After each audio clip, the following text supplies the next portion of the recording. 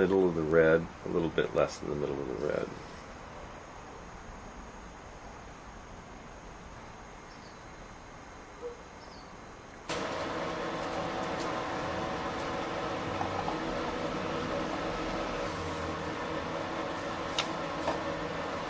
As you can see, this battery shows it's got about 1,000 cranking amps. The battery restoration, Chapter 1, Lead-Acid Battery General Information. In the average lead-acid car battery, golf cart battery, or variations like sealed batteries, the standard electrolyte solution is 35% sulfuric acid and 65% distilled water. My belief is the acid works on the lead in the plates and causes electricity to be released when demanded. When this release occurs, it leaves behind a sulfation layer. If the battery is charged up within a short period of time, this sulfation layer is converted back into acid by the electricity applied to the battery. So the common belief is that if you leave your lights on or drain your car battery, a soft sulfation layer is formed, and this can be restored by jumping the car and having the alternator charge up the battery and remove this sulfation layer. But if you leave the battery dead and discharged for a long period of time, like weeks or months, then a hard sulfation layer will form, and it is impossible to remove it by charging. Each cell in a lead-acid battery that is full capacity will be slightly over 2.1 volts DC. So if you count the cells and it's 12 volt, it will be 6 cells. The battery voltage will drop as its capacity is used. Most of the starting problems in a car are because the battery posts are dirty, and getting a good connection will cause your car not to start. If the battery electrolyte or water is lower than the top of the plates, which is usually caused by your alternator putting out too much voltage and boiling off the water, it also won't start. A battery post cleaning brush will need to be used on most cars at least once a year to clean the post back down to a clean lead finish, like this. Okay, I don't have much hope for this battery. Let's measure the voltage first, and we're measuring the voltages 2.1, right?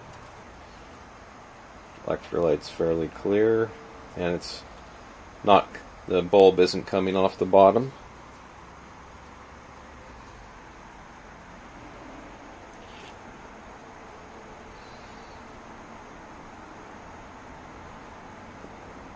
There, it just came off the bottom slightly, but you can see it's not even close to being in the red.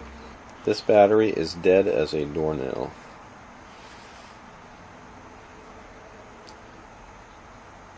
The electrolyte looks a little muddy here. Chapter 2, Battery Assessment and Testing. The first thing to do when testing a battery is to have a good voltmeter and hydrometer.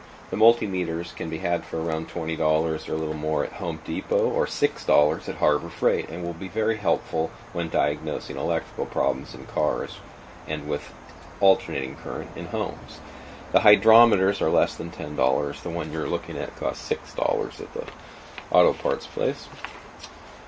A battery can have the full 12.8 volts but have a low hydrometer reading indicating no actual capacity. Although if it won't start the car, you can tell it doesn't have the required capacity also. For restoration projects, it helps to be able to monitor the progress with a hydrometer and multimeter.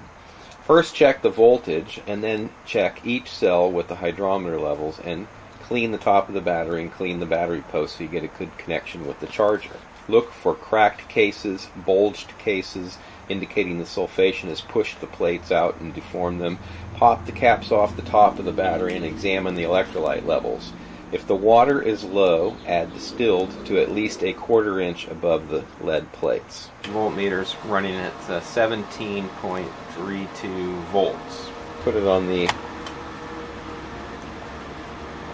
40 amp boost rate, which is why it's so high. And it's only running in about 4 amps at this point. You can see it starting to equalize and boil the electrolyte off though, and some of the cells are not doing anything and others are starting to function. A lot of times it'll take hours and hours before you can start it to even get going. We're going to call it number 6. Chapter 3, Battery Restoration. A car alternator cannot restore a battery to full capacity because it cannot reverse sulfation, as its maximum voltage is usually 13.5 to 14.5 volts, and it's not enough to get to a state of equalization, which is around 16 volts on a 12-volt battery. Charging a battery up will not restore its capacity unless it includes an equalization charging. So a trickle charger, a 2-amp charger, or any charger that will not get the battery to 16 volts after extensive charging will have little effect on a hard sulfation, and as such will not restore the battery's capacity. There are 3 ways to remove the sulfation from my research, and they are as follows. 1. Battery equalization. This technique has been used by off-grid solar system owners for a long time to preserve the life of their expensive lead-acid batteries, some of which cost in excess of $3,000. I mean, for the whole battery bank it would be $3,000. If you had 12 batteries and they were $350 a piece, you'd be spending a lot of money on batteries. And considering their average life is 5 years, you do everything you can not to spend the money every 5 years. The charger or solar panels are applied to the battery to get it to the required voltage to start to see the cells gassing and boiling, which will be above 15 volts on a 12-volt battery. Of course, high voltages will push electricity into a lower voltage battery, and sometimes high currents will also be pushed in. This causes heat, and heat must be avoided. If the battery gets warm, that is fine, but stop charging and let it cool down if it gets hot, as if it gets too hot it can destroy the battery. The equalization will eventually get to the point where the voltage is high, but amperage is very low, like less than 2 amps, and almost no heat is produced. This process may be continued for many hours to get the best results. 2. The battery can have chemical additives like the old VX6 or the modern Charge It or battery equalizer, which are products that have aluminum sulfate or cadmium sulfate in them to cause the sulfation to be removed. I've used alum or aluminum sulfate. The last system for desulfation is using a high-frequency stimulator to remove sulfation from the batteries.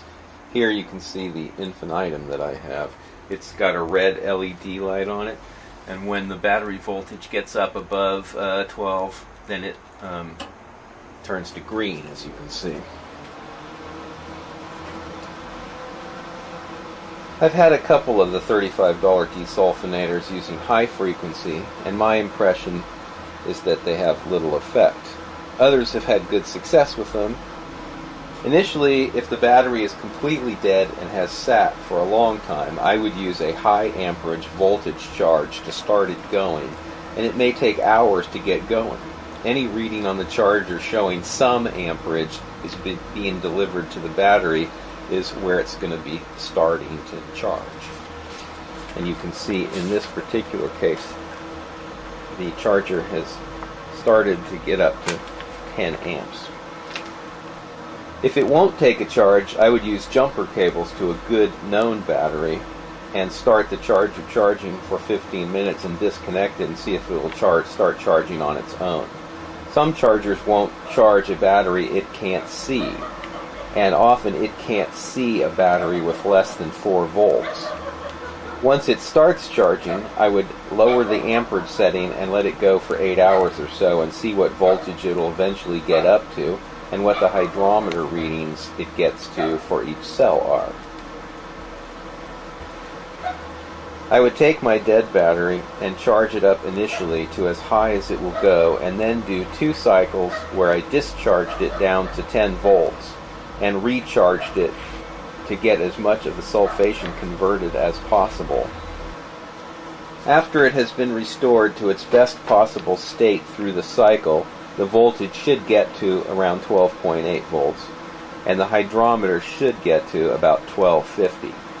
And a testing on the car will show if its capacity is okay or not. I mean, you should be able to start the car easily. You can see the Harbor Freight's fairly accurate. They're both 1691 and 1697. 6 here that was dead as a doornail is that it did not come back to life completely. As you can see, the voltage here is 12.99, which is almost 13. It's been sitting for several days, and it hasn't come down less than that, so that's pretty good. But voltage doesn't mean everything. The hydrometer shows that the level's at just in the green, which is also pretty good. And it tests like that pretty much straight across. We're going to show you what the cold cranking amp draw is. Okay, here we have the cold cranking amp draw. As you can see, it's close to 13 volts, and when I put the draw on, it goes down to 200. Well, 200 is not going to start a car, ever. So it doesn't matter if the voltage is up at 13, you know, although it just took the surface charge off. But if it'll rest at 13, that doesn't mean anything. If the capacity isn't there, it's not going to start a car. You need about 600 to start the car. So this battery is not coming back. It's come back remarkably, considering it had nothing to start with and it sat for years. It has come back remarkably in that regard, but it did not come back enough to be serviceable as a battery. Battery here was is from 04, August of 2004. We're going to load test it. Sitting in the pile for a bunch of years. It's running at 12 point, looks like 3 volts, 4 volts, and when I put the tester on it, it's over 600 cold cranking amps.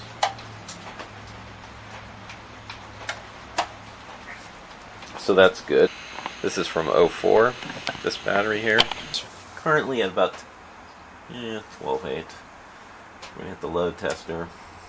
You can see that it's running about 800. It's taking some of the surface charge and keeping it on dropping, but it's sticking at about above 600. So that battery's good. So in the last battery in the line there, this one here is from 2000, I think.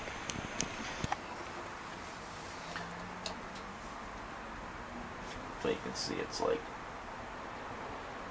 it's staying up at, well, it's dropping a little bit, but it's around 600. This is enough to start the car. Okay, and the interstate on the end, number 4 there. I'll load test it.